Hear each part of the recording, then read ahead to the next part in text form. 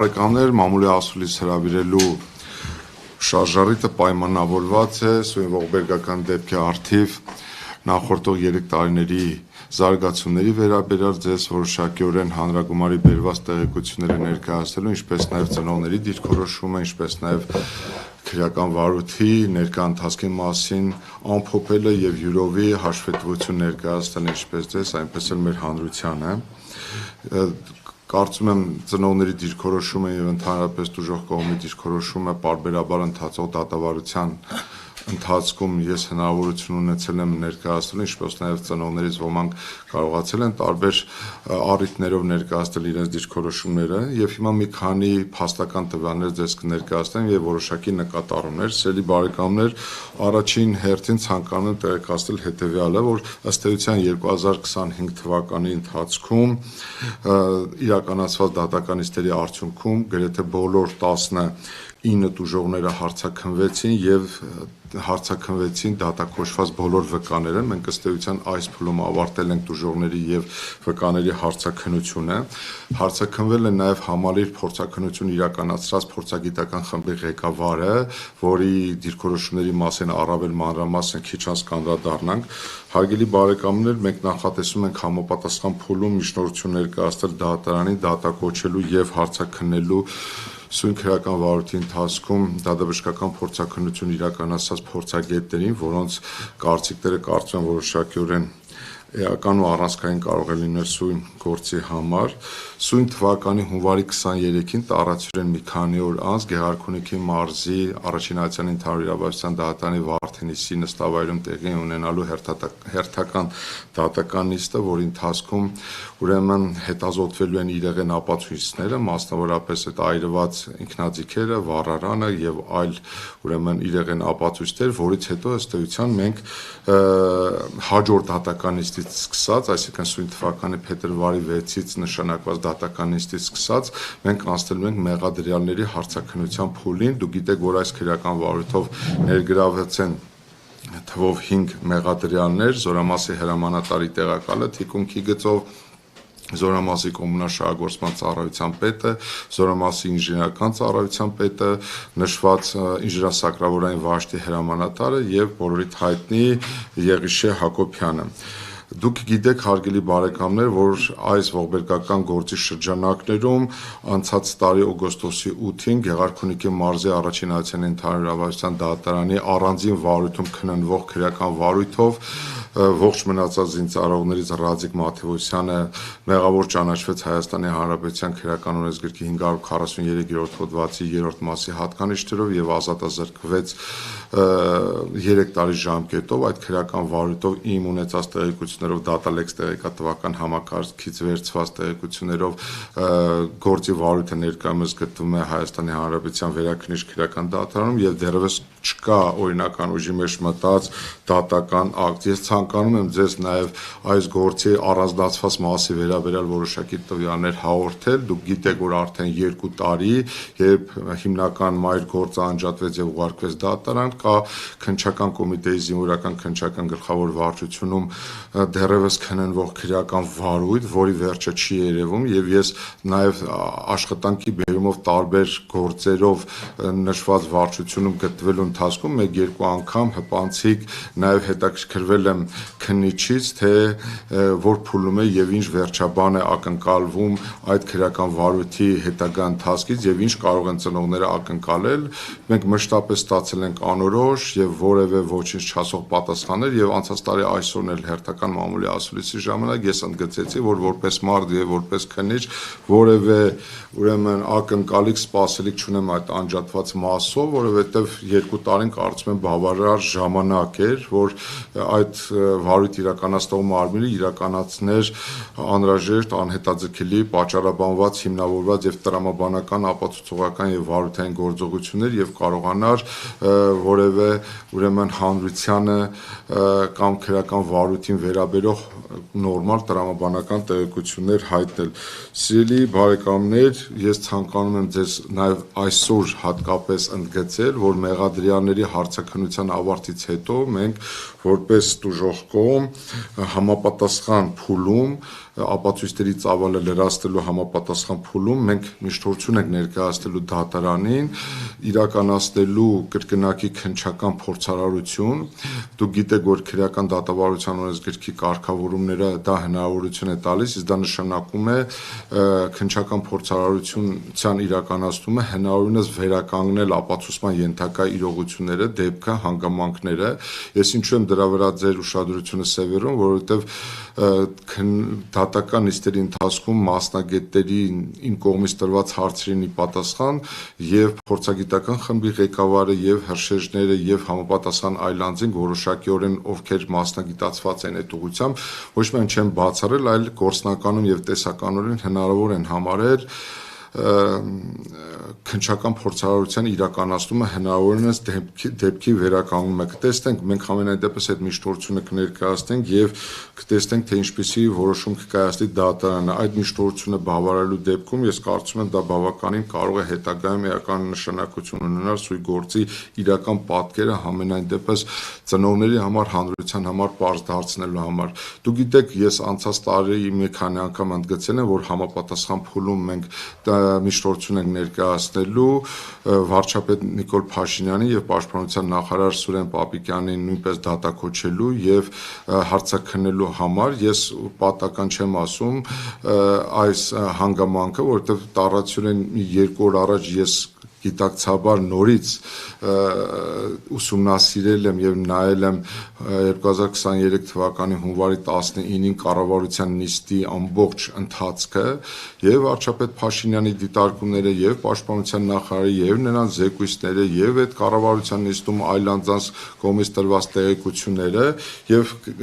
կարծում եմ կառավարության նիստի ընթացքում այդ հայտարարությունները, նրանց զեկույցները, նրանց ստացած զեկույցները, նրանց կողմից տրված հրահանգներն ու հանձնարարականները կարող են որոշակի եւ էական նշանակություն ունենալ այս գործի վերջնական հանրության կողմից դիրքորոշման եւ ճշմարտության բացահայտման տեսանկյունից ձևավորման համար։ Սիրելի բարեկամներ, եւ երկու ուշագրավ հանգամանքի մասին եմ ուզում ձեր ուշադրությունը հրավիրել։ Դուք կհիշեք, որ անցած տարի մամուլը հրապարակեց եւ մենք ինքներս էլ որոշակի տեղեկություններ հաղորդեցինք, որ քրեական գործով իրականացող դատական նիստերից մեկի ժամանակ հիմնական մեղադրյալ Եղիշե Հակոբյանը ցանկություն էր հայտնել կոնֆիդենցիալ հանդիպում ունենալ ինձ հետ եւ ես այդ հանդիպումը տեղի ունեցել անցած տարի հունվարի 29-ին շուրջ 2.5 ժամանոց կոնֆիդենցիալ հանդիպում է եղել, փառք Աստծո, որ այդ հանդիպումը եղել է նաեւ իր պաշտպանի ներկայությամբ եւ 2.5 ժամվա ընթացքում Եղիշե Հակոբյանը ոչ միայն ինձ եւ իր պաշտպանին հայտնել է որոշակի տեղեկություններ, այլ նաեւ ես ցանկանում եմ ձեզ ուշադրությունը հրավիրել շուտ սա իր ձեռագիրով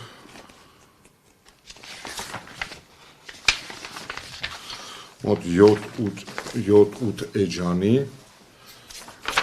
այսպիսի գրառումներ են գործի հանգամանքների մասին։ Ես ինչու եմ այս ամեն ինչ ասում, այս գործի հանգամանքների մասին որոշակի իմ կարծիքով հետաքրքրություն ուշագրավ տեղեկություններ հաղորդել է Եղիշե Հակոբյանը եւ ես երկու հանգամանքի վերաբերյալ ձեր ուշադրությունը կդարձնեմ։ Այս գրառումներում առկա են, որ դեպքի նախորդող օրերին արծարծվել է այդ տարածքում ինչ-որ խմորումների խոսակցությունների հանգուցալուծմանը մասնակից դառնալու ծնողների հետ առնչություն ունեցող գործող իշխանության կարկառու ներկայացուցիչներից մեկի անունը, որ ազգային ժողովի պատգամավոր է, որը որոշակի առնչություն է ունեցել այդ նախորդող ժամանակահատվածում այդ կացարանում տիրող հարաբերությունների պարզման գործընթացին եւ երկրորդը այս ինձ փոխանցված տեղեկություններում առկա է նաեւ Հայաստանի Հանրապետության տարածքում կամ Հայաստանի Հանրապետության տարածքից դուրս գործող քրեական խմբավորումների ներկայացուցիչների անունից այդ տարածք ներկայանալու կամ ինչ-որ սպայական կազմի կամ զինծառայողների հետ ունեցած հնարավոր խնդիրների առկայության մասին,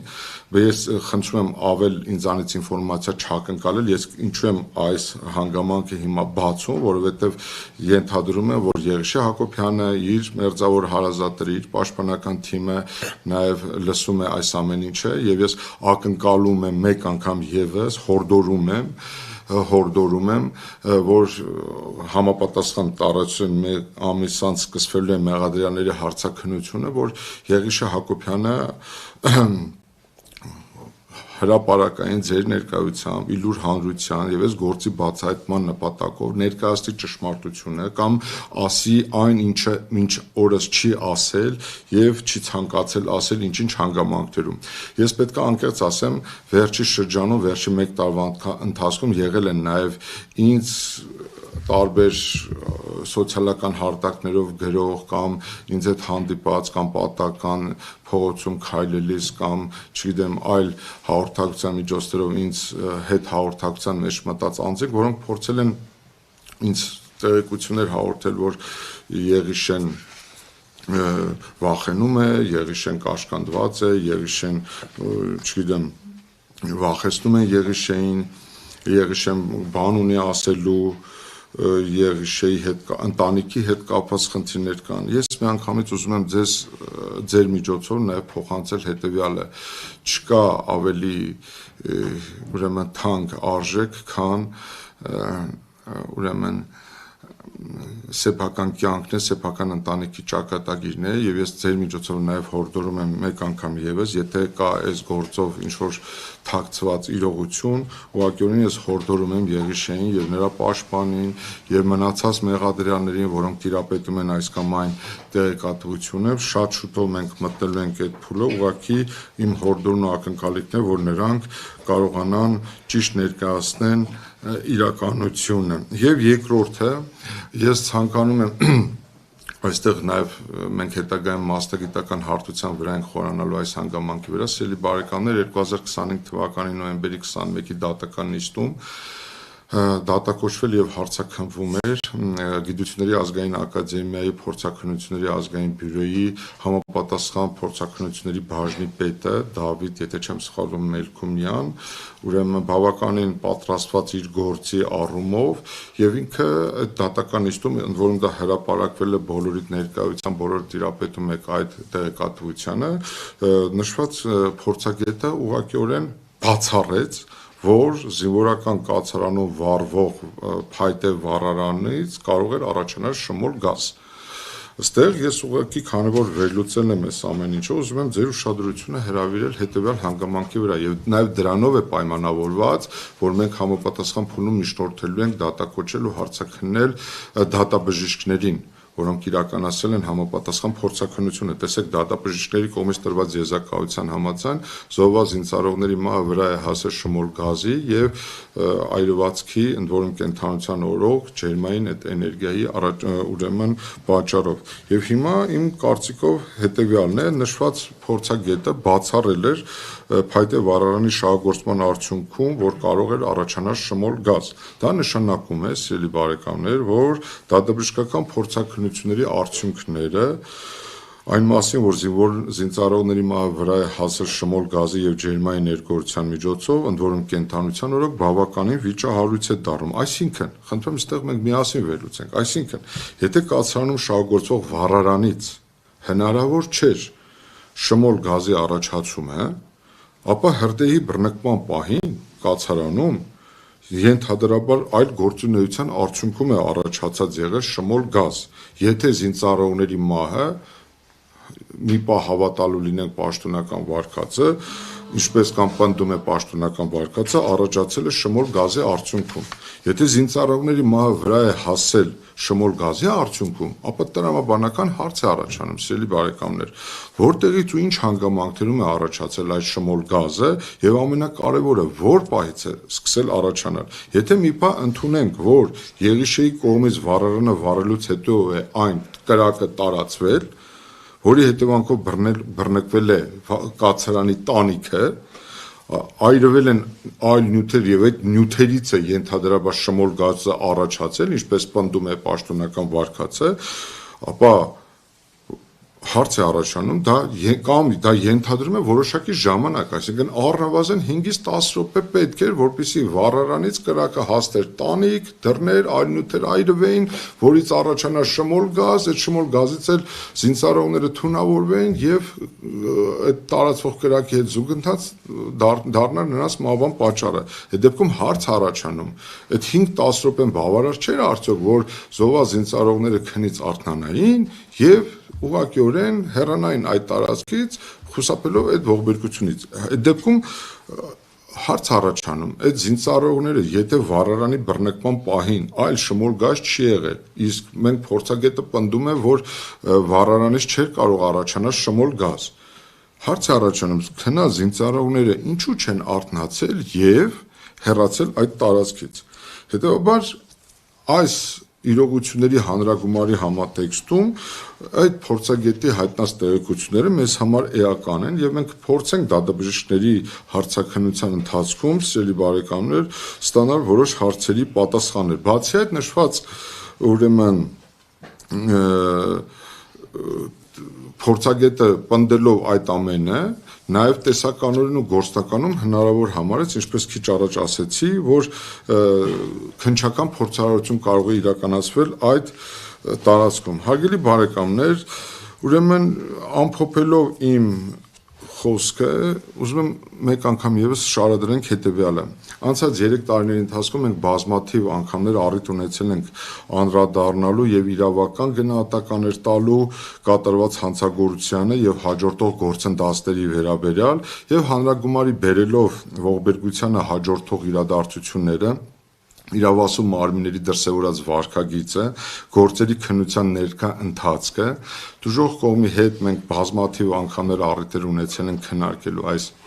ողբերգությունը եւ դրա արդյունքում իրականացվող քննության ընթացքը, վերահաստատում ենք մեր եզրակացությունը, որ ցավոք սրտի նախորդ 3 տարիների ընթացքում մենք պատասխանների փոխարեն ավելացել են հարցերը, մասնավորապես 3 տարվա ընթացքում ոչ միայն զինծառայողների ծնողները, այլև ողջ հասարակությունն այդպես էլ չիմացավ, թե իրականում ինչ է տեղի ունեցել եւ ինչ է թաքցվում հասարակությունից եւ որն է պատճառը, որ ճշմարտությունը թաքցվում է հասարակությունից։ Ծնողների եւ հասարակության կասկածները ոչ միայն չփարատվեցին, այլև ճիշտ հակառակը, իրավասու մարմինների ես միշտ ասել եմ եւ հիմա էլ վերահաստատում եմ, հնթի, ոչ կոմպետենտ, ոչ սրտացավ, ոչ պատասխանատու գործունեության արդյունքում հանրության կասկածները, ծնողների կասկածները ոչ միայն չփարատվեցին, ավելի մեծացան։ Եվ համոզմունք է ձևավորվել, որ հանցագործությունը ամեն ինչ արվեց չբացահայտվելու համար, մեղավոր անձած շրջանակը պարզելու եւ մեղավոր շրջանակը բացահայտելու եւ քրեական պատասխանատվության ենթարկելու համար կատարվեցին եւ չեն կատարվում անհրաժեշտ քայլերը։ Եվ ուժող կողմը պատասխանատու կերպով հայտարարում է, որ սույն կողմից իրավասու մարմինների կողմից հնարավոր ամեն բան արվում է եւ համենայն դեպս աշխատանքի արդյունքն է ինձ այս ամեն ինչին բերել ծածկը դմփոց անելու, որպեսզի մեզ համար անհասկանալի պատճառներով սույն գործի բացահայտման ուղղությամբ ճշմարտությունը ուրեմն չբացահայտվի։ Հարգելի բարեկամներ, նույնիսկ խնդրում եմ ես անցած տարի այս միտքը կրկին ընդգծել եմ, բայց հիմա էլ եմ ուզում ընդգծեմ, նույնիսկ եթե մենք առաջնորդվենք պաշտոնական վարկածի ուրեմն տրամաբանությամբ, անգամ այդ շրջանակներում չիրականացվեց այնպիսի անխոցելի քննություն, որը նույնիսկ իրենց առաջ քաշած վարկածը կդարձներ տրամաբանական։ Հետևաբար այս առումով եւ եթե նույնիսկ իրենց առաջ քաշած վարկածի շրջանակներում մենք գործ ունենք զենքի, ռազմամթերքի, ռազմական տեխնիկայի կամ ռազմական այլ գույքի շրջապատի համար վտանգ ներկայացնող նյութերի, ուրեմն սարքերի հետ առնչվելու կանոնները խախտելու եւ պաշտոնական դիրքը չարաշելու կամ անփութության հետևանք առաջացնող իրողության հետ, սիրելի բարեկամներ, կրկնում եմ, եթե մենք նույնիսկ առաջնորդվենք այդ տրամաբանությամբ, ուրեմն իրենք իրենց գործունեությամբ ապացուցում են, իրենք իրենց առաջ քաշած վարկածով հիմնավորում են, որ պատկերավոր ասած բանակում տիրել է բարդակ վիճակ, անպատասխանատու վիճակ եւ որի թիվ 1 մեղավորն ու պատասխանատուն, ինչպես անցած տարի եմ ասել, հիմա վերահաստատում եմ Նիկոլ Փաշինյանն է։ Հետևաբար սիրելի բարեկամներ, մեկ անգամ եւս մենք պնդում ենք, որ այս գործը բացահայտված չէ, ընթացող դատաքննության ընթացքը, զարգացումները, առնջատված մասով գործի քննությունը ուրեմն չի գոհացնում դժոխք կողմին, ինչպես նաև հասարակությանը, եւ ծնողները, ինչպես առաջի օրն ենք ասել, 1 տարի հետո ենք ասել, 2 տարի հետո ենք ասել, հիմա էլ ենք ասում, ընդհանրապես կտրականապես համաձայն չեն ուրեմն շրջանառության մեջ դրված մեղադրանքի հետ եւ անկեղծ ասած մենք մշտապես ընդգծել ենք հետեւյալը, որ եթե պետք է սլաքավարները պատասխան տան, իսկ իրական մեղավորները, կապիտ ասած շնաձկները պլստան քրեական պատասխանատվությունից, դա առաջին հերթին մեծագույն անարգանք է լինելու ուրեմն զոհված զինծառայողների լուսավոր հիշատակի առաջ։ Եվ վերջում 1-2 հանգամանքի մասին ու ավարտեմ։ Մենք մշտապես ասել ենք եւ նույնիսկ ես փաստաբանական հարցումների միջոցով եմ դա փորձել բարձել եւ պաշտպանության նախարարից եւ զինվորական դատախազից մեզ համար իսկապես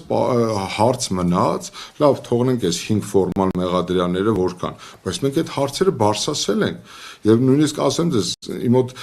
այս վերջի շրջանում նույնիսկ այդ մեր բարձրացած հարցերը 1 տարի առաջ 2 տարի առաջ որ բարձրացնում ենք նույնիսկ պաշտպանության կողմն էր փորձում սեփական մարտավարությունը կառուցել այս գործընթացն այս հարցադրումների վրա փորձել ինչ-որ տպավորություն ձևավորել, բայց մենք ի սկզբանե հենց դեպքից հետո 1-2 ամիս անց այդ հարցադրումները բարձրացրել ենք եւ ինձ համար իսկապես ցավալի է, որ պետությունը, պետական ինստիտուցիոնալ մարմինները եւ կոմպետենտ մարմինները այդպես են մինչեւ հիմա չտվեցին այս հարցի պատասխանը։ Ի վերջո, երբանից ինչու եւ ում կողմից այդ շենքը հատկացվել որպես զինվորական կացարան, ինչ եզրակացության հիման վրա եւ այդ որոշում կայացնողները ինչու խստորեն չպատժվեցին, որովհետև այդ մակերեսով նման կացարանի հատկացնելը արդեն իսկ գործող իրավանորմերի կոպտագույն խախտում էր։ Ի սկզբանե այդ զինվորները չպետք է գտնվեին այդ կացարանում եւ նման պայմաններում չպետք է կազմակերպեր իրենց զինվորական ծառայությունը։ Եվ ի սկզբանե բոլորի համար պարզ էր, որ այդ զինվորական կացարանը որևէ ձևով չէր համապատասխանում պահանջվող ստանդարտներին։ Այն բարձրաստիճան պաշտոնյաները հաջորդը, որոնք այցելել էին նշված տարածք, իսկ մեր հարցումների արդյունքում նաև իրականացված ծառայողական քննության արդյունքներով է ապացուցվել, որ դեպքի նախորդող ժամանակաշրջանում եղել են բարձրաստիճան պաշտոնյաներ ընդունք մինչև զինված ուժերի գլխավոր շտաբի բարձրաստիճան պաշտոնյաներ, որոնք իրականացել են այդ զորամասում, այդ կացարանում ուսումնասիրություններ, ուրեմն զեկույցեր են պատրաստել, զեկուցագրեր են ներկայացել բարձրաստիճան պաշտոնյաների եւ ինչ հետևանք է առաջացրել։ Ավելին այդ զորամասում չէին խրատվել, որ այդ ողբերգությունից 1 ամիս առաջ այդ նույն զորամասի մեկ այլ հատվածում իհարկե մարտական դիրքում հրդեհ էր բռնկվել։ Հետևաբար այդպես էլ չբացահայտվեց, թե ինչ է իրականում տեղի ունեցել դեպքին նախորդող ժամանակահատվածում, ընդ որում եւ ծնողները, եւ սպաները, եւ այս գործով անցնող վկաները նաեւ դատական վարույթի ընթացքում են խոստովանել, որ եւ ներկայացել, որ դեպքին նախորդող շրջանում ինչ գործընթացներ են տեղի ունեցել։ Եվ ի վերջո Ինչու ամենակարևոր հարցերին ես քանի որ այնքան ծավալուն է եղել այս գործը ժողովուրդ ջան, ամենակարևոր ստրատեգիական հարցի պատասխանը, որ այդպես էլ մեզ 3 տարի չտվեցին, ընդունեցին, որ դեպքի վայրը խախտվել է։ Բոլորը միաբերան ընդունեցին, որ համապատասխան մարմինները ոչ մի քայլ չեն ձեռնարկել դեպքի վայրը պահպանելու, որպեսզի վարույթ իրականացնող մարմինը իրականացներ անհետաձգելի ապացուցողական վարույթային գործողություններ դեպքի համար էական նշանակություն ունեցող հետքերը,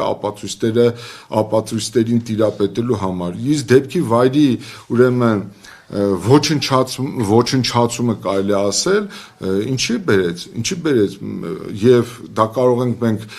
գալ հետեւության, որ դա արվել է հետքերը թաքցնելու, ճշմարտությունը թաքցնելու Եվ նույնիսկ եթե անփութեր են եղել, եւ նույնիսկ այդտեղ դիտավորություն էլ չկա, չենք էլ տեսնում այդ քրեական վարույթը, որ այդ դեպքի վայրը անփութորեն ուրեմն ոչնչացած անձին ենթարկեն պատասխանատվության։ Մենք դա էլ չենք տեսնում։